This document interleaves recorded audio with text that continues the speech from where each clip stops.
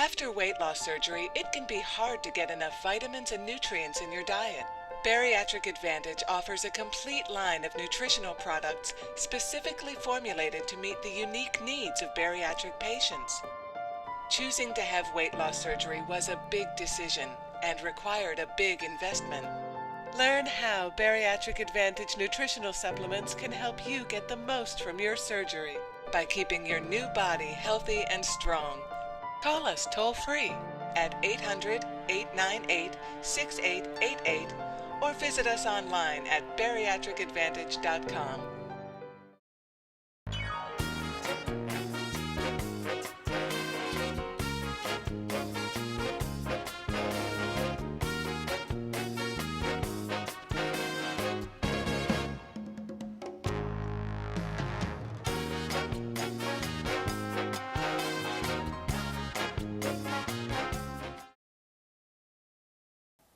Welcome back to WLS News.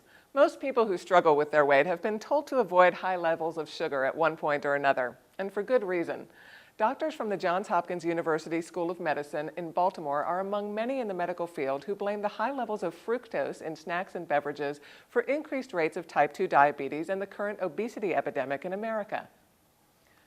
Fructose is a sweetener found naturally in fruits, but massive amounts of it are used in corn syrup, which is found generously in foods and beverages, hence the ingredient high fructose corn syrup that can provide up to 13 teaspoons of sugar in a 12-ounce can of soda. Studies show that consuming fructose stimulates the appetite and leads to a bigger appetite for more food, most of it loaded with even more fructose and empty calories. This stands in contrast to glucose, a sugar that is found in carbohydrates, which decreases appetite. The high intake of fructose can also lead to insulin resistance, which can be a precursor to type 2 diabetes. Professor M. Daniel Lane of the Johns Hopkins University School of Medicine noted that the average American consumes 145 pounds of sweeteners a year, much of it fructose, and teenagers and children likely consume more. Dr. Lane notes that this level of consumption, coupled with a sedentary lifestyle, raises serious health concerns, given the continual increase in obesity rates among kids and adolescents. Now for some promising news on winning the battle against obesity. Doctors at UT Southwestern Medical Center are hoping to pinpoint what it is that naturally protects African Americans from non-alcoholic fatty liver disease, and then use the answer in hopes of helping others. One possible explanation may already be known. Research findings released in the March issue of Hepatology indicate it may all come down to where different ethnic groups store fat in their bodies. Verifying this, doctors say, could lead to developing therapies for those most at risk for the disease.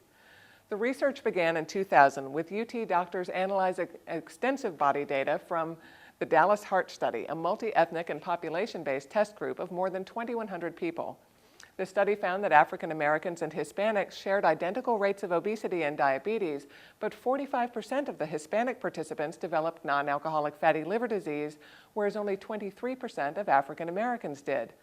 This inflammatory disease, which isn't fatal, is characterized by a high level of triglycerides in the liver and affects more than 30% of American adults of all races.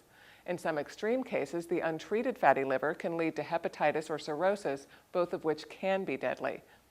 The UT study suggests that African Americans are much less prone to developing the problem of a fatty liver since they're less prone to storing high levels of fat in the abdominal and liver area. Instead, they predominantly store fat in areas around the hips and thighs. Sources say the next step in this research will be to examine exactly how this liver disease is affected by different metabolisms. And that wraps it up for today's news. If you're watching us on the Weight Loss Surgery channel, we appreciate your comments in the box here below the video player, or you can send an email with your feedback or suggestion for a news story to news@wlschannel.com. Thanks for joining us today, and we'll see you back here next week. Bye-bye.